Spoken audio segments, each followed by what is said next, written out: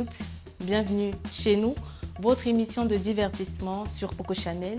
Ici, nous parlerons sport, nous parlerons santé, nous parlerons mode et ensemble, nous allons décortiquer tous les sujets qui enflamment les réseaux sociaux. Mon nom est Emmanuel Adon et je vous souhaite la bienvenue chez nous. Si vous êtes nouveau sur la chaîne, je vous souhaite déjà bienvenue. Donc, n'hésitez pas à vous abonner, à activer la cloche, à liker, commenter, partager. Et si tu es un ancien, tu connais déjà la chanson. Sans plus tarder, je vais accueillir sur ce plateau tous ceux qui partageront l'émission avec moi. Notre premier invité est un Camerounais bourré de talent. Moi, je l'appelle un génie. C'est un auteur, c'est un acteur, un conteur d'identité, un comédien. Comme je vous ai dit, un artiste.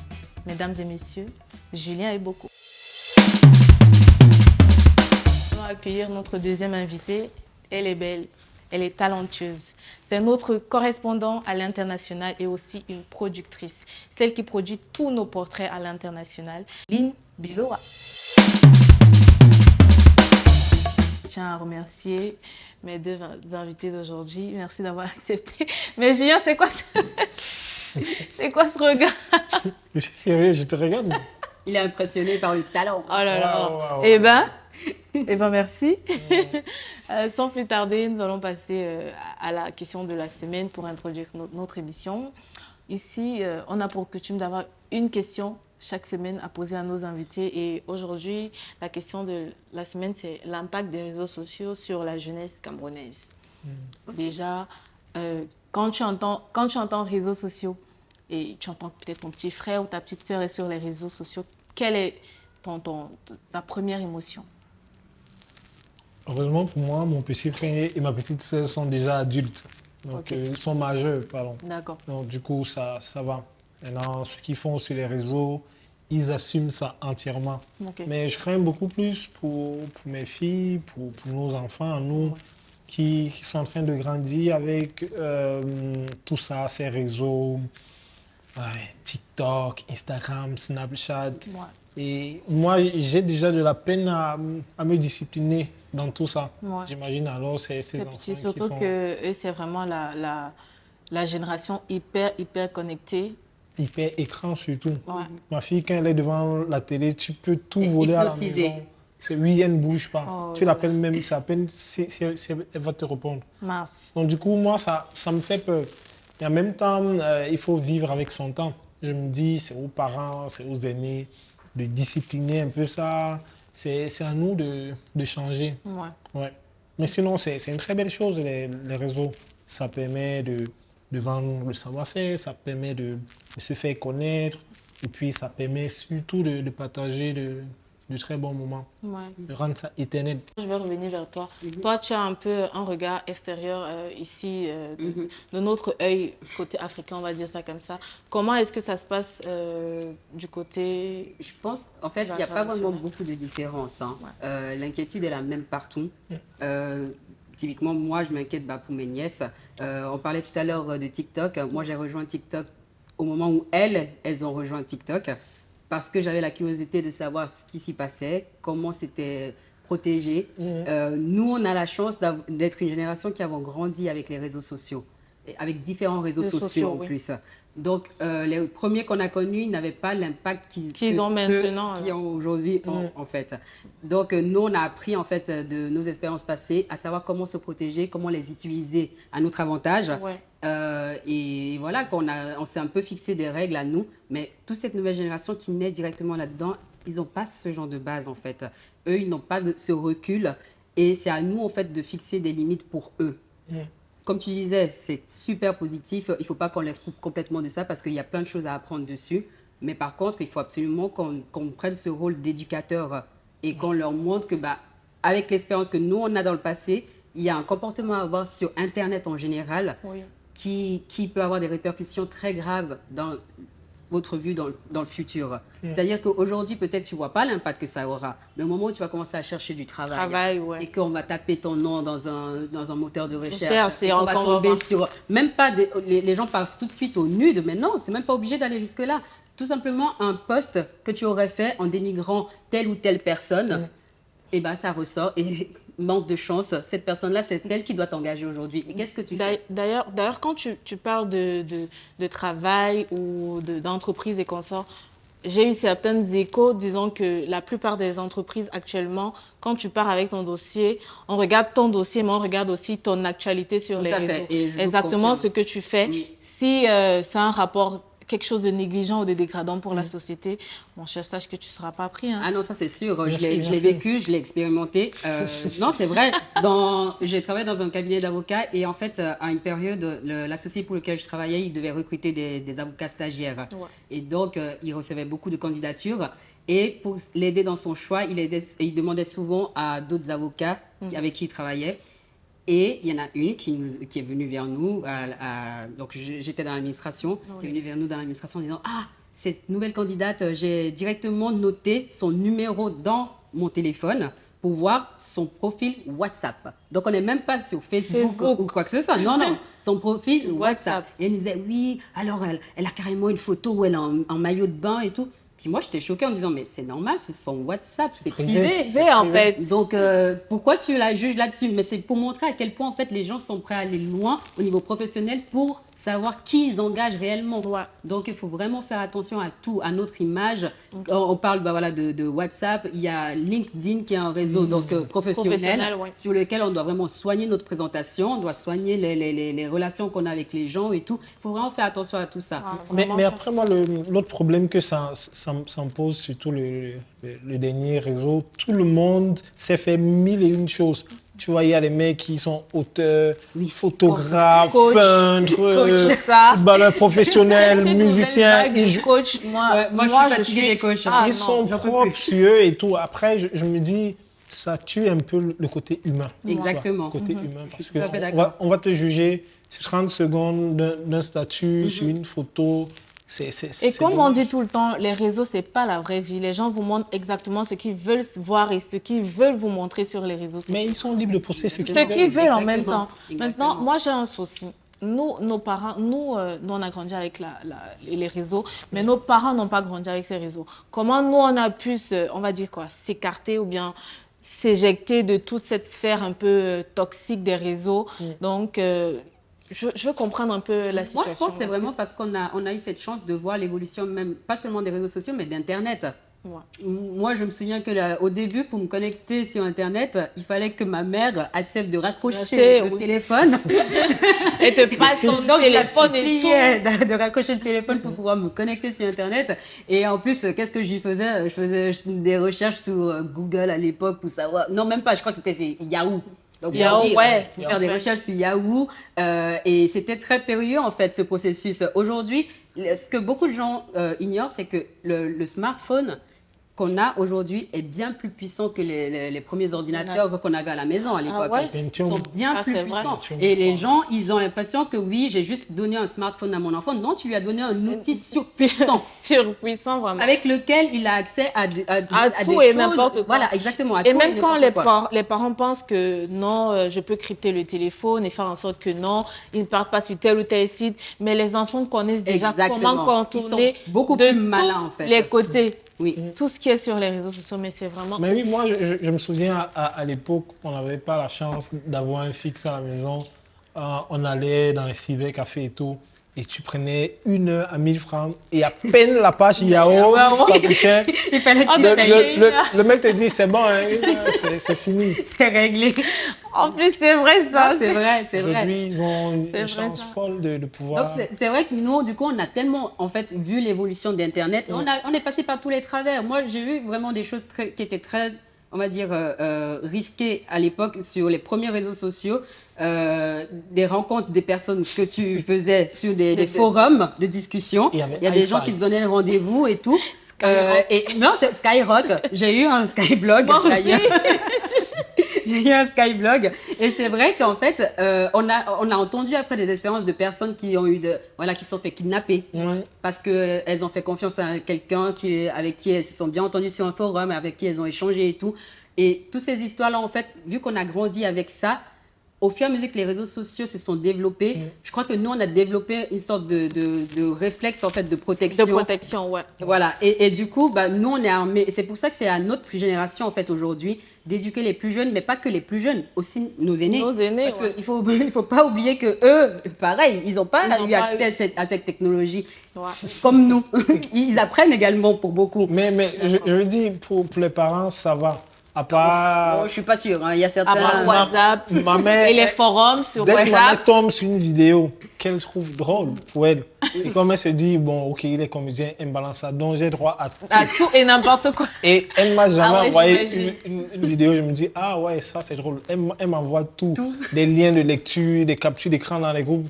Et à un moment, je me dis, on devrait Un peu interdire aider, les smartphones aux plus de 50 ans. Non, pas interdire. Pas Non, pas Les interdire. réseaux sociaux surtout. Les réseaux sociaux, bon. Moi, tu peux faire un cas simple. Tu évites de mettre certains réseaux sociaux pour tes parents. C'est vrai que Facebook, c'est vraiment leur réseau social de prédilection. C'est vrai. Ils font tout et n'importe Attends, quoi. mais Et c'est ce ma mère- Facebook où ils ont ma tout. mère est sur Instagram, non? Il y a un moment où elle peut te balancer. Hé, mon fils, tu es bon, hein, ça me rappelle quand tu marchais encore en caleçon. Gars, c'est... Non? Mais c'est pour ça que l'éducation est importante. Et tu sais que moi, ma mère, je lui ai créé un profil, mais avant de le faire, je l'ai d'abord coaché. Exactement. Écoute, Je lui ai maman. dit quel comportement il fallait avoir également là-dessus. Ce Je lui ai dit, bouton, si tu c'est vois le des gens qui like. m'insultent, ne réponds pas. Ah. Ce n'est pas ton rôle sur les réseaux Réseaux sociaux. sociaux. Laisse-moi gérer. Ce n'est pas la peine. Écoute, je vais te passer le numéro de ma mère. Parce qu'une fois, elle m'appelle, elle me dit, oui, alors tu as vu mon commentaire, Je me dis, elle a fait quelque chose d'extraordinaire. Non. Ah oui, j'ai répondu à une influenceuse. Et tout. Je dis, mais si tu te bouffes ton petit là, calme-toi. Elle dit, non, mais ce qu'elle dit n'est pas vrai. C'est bon. C'est vrai À qu'ils retenir. ils ont aussi de la peine à prendre du recul. Ouais. Non. Eux, ils ont zéro Ils prennent recul en tout fait. au C'est vrai. premier degré. Donc, voilà. ce qu'on va retenir, c'est essayons de canaliser nos parents, essayons de les éduquer, essayons aussi d'éduquer nos petits frères et petites sœurs qui sont à la maison, vraiment pour qu'ils puissent comprendre et arriver facilement à gérer les réseaux sociaux qui sont vraiment le plus nickel possible. Sans plus tarder, nous allons passer au coup de gueule de Lynn parce qu'elle a quelque chose de très, très, très intéressant à nous dire. Elle était là tout à l'heure, elle me dit, Manuela, vraiment, j'ai quelque chose de très important à dire parce que... Donc, c'est le coup de gueule de Lynn.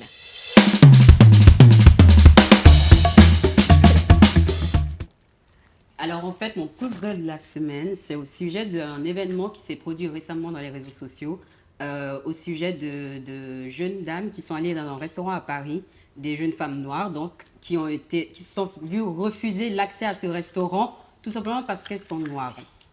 Donc, le coup de gueule, en fait, c'est pas sur cette injustice qu'elles ont vécue, parce qu'on est tous d'accord pour dénoncer ce genre je sais même plus comment qualifier ça tellement je suis épuisée en mode de ça. Donc voilà. Moi, mon coup de gueule, il est porté sur la réaction de certaines pages en fait panafricaines qui ont réagi à cet événement-là. Donc il y a des pages panafricaines qui sont très intéressantes que je suis et avec beaucoup d'attention parce que je trouve que vraiment de faire ce travail d'éveil de conscience sur la communauté noire qui vit à l'étranger, même également africaine, c'est vraiment très important. Par contre, ce que moi je ne comprends pas et que je n'adhère pas, c'est le fait de faire du victim blaming sur ces jeunes filles parce qu'elles ont voulu se faire plaisir. Je veux dire, c'est juste des jeunes femmes qui ont voulu aller au restaurant, se faire plaisir, utiliser leur argent comme elles ont envie de l'utiliser. C'est leur argent en même temps. Voilà. Et en plus, ce que j'ai lu sur les réseaux sociaux, c'est que c'était des touristes canadiennes. Ouais. Donc, j'imagine comme moi je fais quand je vais dans un pays ou dans une ville que je ne connais pas. Elles ont fait des recherches sur Internet. Ouais. Elles se sont dit, tiens, quel bon restaurant. Et ce restaurant-là que je connais est bien noté. Enfin, je le connais parce que c'est une amie qui nous l'a proposé récemment encore. On a fait un séjour à Paris. Et elles ont proposé ce restaurant-là. On n'a pas pu y aller tout simplement parce qu'il était complet. Mais sinon, j'y serais allée. Pourquoi? Parce que je ne connais pas. Ça veut dire que ça aurait pu être toi à la place des jeunes exactement, filles, en fait. ça aurait pu être moi. Et ce que je ne comprends pas, c'est pourquoi on culpabilise ces jeunes femmes aujourd'hui d'avoir voulu se faire plaisir dans un restaurant qui leur a plu. Sous prétexte qu'elles auraient dû aller dans un restaurant noir.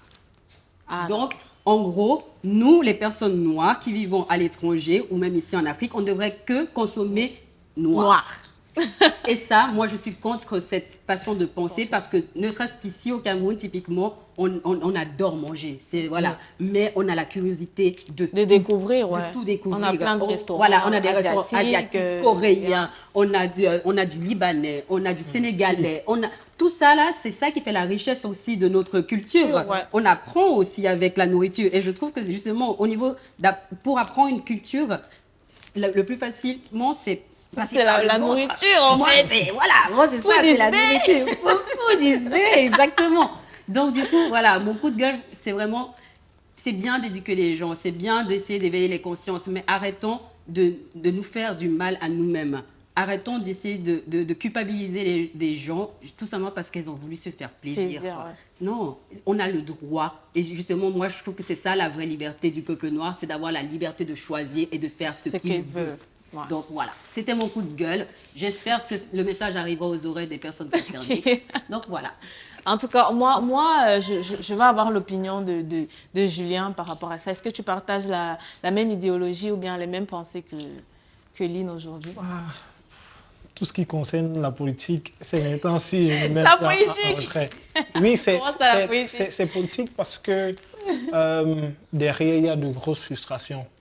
Il y a une réalité qu'on accepte ou pas, mais on a l'impression que c'est deux camps qui s'affrontent. Il y a un camp qui dit non, mais vous avez voué la victimisation, culture victimaire et tout. Et derrière, il y a des gens qui subissent des injustices qui sont incroyables. Oui. Donc, depuis un certain temps, il y a un mouvement où retour aux sources et tout, les Africains essaient de s'affirmer. Il y a, comment je vais dire, un vrai problème d'identité parce que c'est la vérité. On n'a pas été que victime, mais ça continue. Et l'Africain, dans tout ça, il ne sait plus qui il est. Exactement. Et beaucoup l'Africain qui évolue à l'étranger, dans un environnement qui n'est pas le sien. Moi, je l'ai beaucoup remarqué, effectivement, par rapport à beaucoup d'Africains, et certains même qui sont nés dans ces pays-là, ou alors qui ont une double culture. Ça arrive énormément plus pour ceux qui ont même une double culture. C'est ceux-là qui, réellement, aujourd'hui, sont dans cette démarche identitaire, et vu qu'ils ont découvert quelque chose leur concernant, ils essayent de creuser au maximum. Voilà, et se sentent habités aussi par une mission d'éduquer les autres et d'amener les autres. Sauf qu'on ne peut pas amener tout le monde au même rythme que nous. Non. C'est impossible. On est obligé quand même de laisser à chacun son rythme et chacun de faire son process, en fait. Donc, il faut juste respecter ça et se dire qu'on ne peut pas être parfait sur tout. On ne peut pas être parfait sur tout. Sur ce sujet-ci, ces pages de réseaux sociaux dont je parle auraient pu soit ne pas du tout traiter le sujet, puisqu'ils considèrent que ça arrive tellement souvent, pourquoi vous continuez à être surpris? C'est ça. Ne traitez pas dans ce cas-là. On est d'accord. Mais alors, si vous le traitez, pourquoi est-ce que vous reportez la faute sur les personnes qui ont été victimes, en fait. Généralement, dans ce genre de situation, c'est la victime qui est toujours... Je dis, la victime est doublement punie. Exactement. Déjà punie parce que c'est frustrant de se voir interdit. J'ai suivi l'actualité, j'ai vu la vidéo. Et après, ceux qui sont censés te protéger te disent ah non, mais pourquoi tu es allé là-bas? Tu n'aurais pas dû. Non. Exactement. La femme africaine aujourd'hui, je fais un peu mon féministe. La femme africaine aujourd'hui, elle est libre. Elle doit déjà et d'abord être libre d'aller où elle veut, libre de s'habiller comme elle veut. Elle doit être libre. Et ça, on doit accepter cette liberté et se dire, OK, elle peut aller manger chinois, coréen, tout ce qu'elle veut. Elle est libre. Qu'on arrête de mettre les barrières. Non, les barrières tu es africain, tu manges seulement africain. Et c'est ça que je dénonce, c'est-à-dire pourquoi est-ce qu'on veut encore nous cloisonner dans un périmètre encore plus serré? De se dire non, consommons que africain, que noir. Non. Surtout qu'il y a plein de marques qui respectent exactement notre identité, qui font exactement, qui suivent même en réalité un peu notre ligne éditoriale. Pourquoi ne pas soutenir ces marques, porter ces vêtements, manger ces nourritures et consorts, seulement parce que nous sommes noirs et qu'on se dit, OK, nous sommes là, on soutient le mouvement Black Lives Matter et tout. Pour moi, ça sert à rien, en fait. Exactement. S'ouvrir au monde. Exactement. On est d'accord. En parlant de s'ouvrir au monde, je voulais savoir si dans tes spectacles, tu as déjà eu à traiter un sujet pareil, un sujet qui traite sur peut-être l'homophobie, un sujet qui traite sur tout ce qui est... Oui, oui, oui. Et ça ne m'a pas qu'attiré des amis. Je crois l'année dernière, on a joué une pièce qui représentait, je dis bien, ça représentait un chef d'État africain, dictateur quelque part en Afrique, on ne sait pas lequel, Quelque part. qui a été pris en otage par une journaliste française et tout. Et la pièce n'a pas plu à certaines personnes. Et voilà, on nous a frappé sur les doigts. Non, vous n'aurez pas dû et tout ça, ça choque et tout. Moi, J'ai envie de faire un peu ma commère. Est-ce que c'était les téléspectateurs ou les spectateurs Non, même pas, ou même bien pas. c'était directement la maison dans laquelle vous étiez en train même de pas. produire? Aujourd'hui, le public camerounais découvre ou redécouvre la nouvelle génération, Oui. découvre le théâtre, les anciens redécouvrent le théâtre. Ils prennent tout. C'est vrai qu'ils ont dit, ouais, c'est un peu risqué parce que par moment, ton accent là, ça faisait un président. arrivait Un président Oh my God, qu'on connaît. Et tout. j'imagine. Et non, non, je dis, il n'y a aucun président avec mon physique. Et tout le spectacle, je joue avec une petite culotte et tout. Mais comme tu l'as dit, c'est pas les spectateurs, c'est généralement les organisations. Aujourd'hui, je ne suis pas en bon terme avec ces organisations. Mais Donc- c'est un autre combat là-bas. Aujourd'hui, pour moi, ça m'encourage. Je me dis, ah, voilà. Par contre, quand je fais des spectacles jeune public, parce que c'est ouvert, on parle de tout, de la grenouille, du lion et tout ça là, non, c'est correct. Dès que ça touche un peu la politique, C'est tout ça, oui. c'est non. tu La n'aurais politique, pas la dit. religion, ce sont des sujets Oui, sensibles. ça reste des sujets très Mais très sensible. aujourd'hui, cette génération, celle-ci, on doit évoluer, on doit être libre, on doit dire les choses comme elles sont, on doit dénoncer des choses. Ça va peut-être pas changer d'ici là. On est sûr, nos fils, Nos fils, nos arrière-fils, arrière-petits-fils, nos Voilà. petits-fils et Ça consorts. ça Ça va va. aller. Mais j'ai une petite question. Du coup, est-ce que tu as de la peine à trouver des lieux où tourner enfin, à jouer Oui, tes pièces? bien C'est sûr, vrai. Donc, c'est bien plus sûr. ça le problème, en fait, c'est quand on te ferme les portes à des endroits. sûr, Ok, bien sûr. je comprends. Alors, pour le coup, je me suis dit, j'ai discuté avec un ancien du théâtre qui vit dans un autre pays. Il m'a dit que c'est la difficulté qui crée l'esthétique au théâtre. Dans son pays, au Burkina Faso, ils ont rencontré ça. Et l'esthétique qui est venue tout de suite, c'est d'aller jouer dans les cours, dans les grandes cours communes et tout. Parce qu'au Burkina, c'est 8 familles peuvent être là dans une concession. Il y a une grande cour et tout. Direct, ça fait un public. Et aujourd'hui, Ouais. ça, Ça fait c'est vraiment un beau. grand C'est public. beau. On a cette difficulté-là, on est beaucoup plus forêt, moderne, avec des immeubles qui poussent partout. On n'a pas ce truc. Non, j'ai pensé aller dans des lieux où on rencontre du monde. Pour les garçons, c'est des stades de football, c'est des marchés. Au marché, c'est très bruyant avec les bensikineurs. Et pour mon prochain spectacle, je me suis dit, je vais jouer dans une galerie d'art. Parce que c'est plus grand, Ouais. c'est plus calme et ça peut prendre du monde sans que je n'ai à... Et en plus, c'est un public qui est beaucoup plus réceptif également. Oui. Et là, tu es un sûr peu plus que sensible à il l'art. y aura personne qui va te dire non, mais Ouais. C'est vrai qu'on a sauté un peu les étapes. Je suis entrée directement dans les tu questions m'as et tout. représenté. Exactement. Exact. Mais c'est parce qu'on était trop à l'aise. Et en fait, on est à la maison, du Mais oui, coup. on est à la maison. Non, on ne comprend pas. Non, non, ne me Je dis te pas passe- à la maison parce je que te j'ai passe commencé juste à la sauter partout parole. là. Je te passe juste la parole et tu te présentes comme il se doit, qui est Julien et Boko. Je regarde la caméra. Vas-y. Bien. Bien là. Bien cadré. Ok. Julien Boko, c'est un comédien, auteur, conteur, quoi d'autre encore? C'est un Humoriste. Oui, c'est un artiste, c'est mieux. C'est un artiste qui... Je sais pas. Bon, je vais reprendre. Ça là, ne mettez pas ça. Julien Boko, c'est un auteur, un conteur, un comédien, un artiste.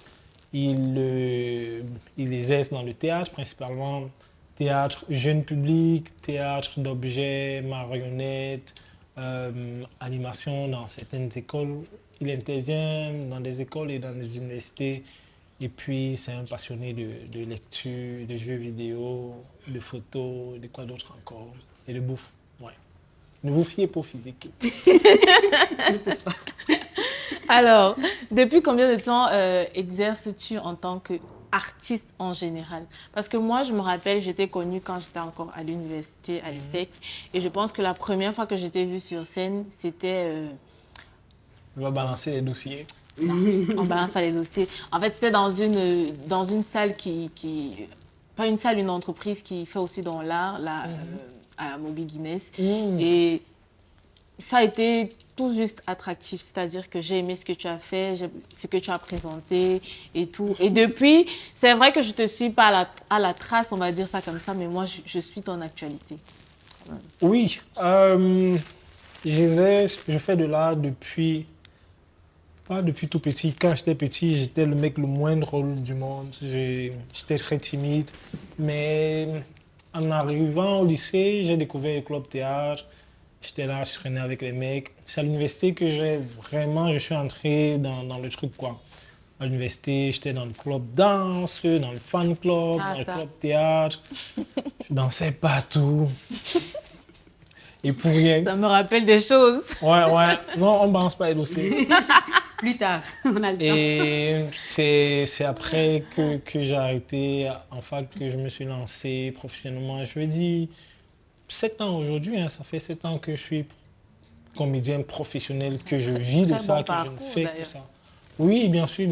Surtout, je veux dire, la danse a été la porte qui m'a donné accès au théâtre. J'ai commencé par la danse.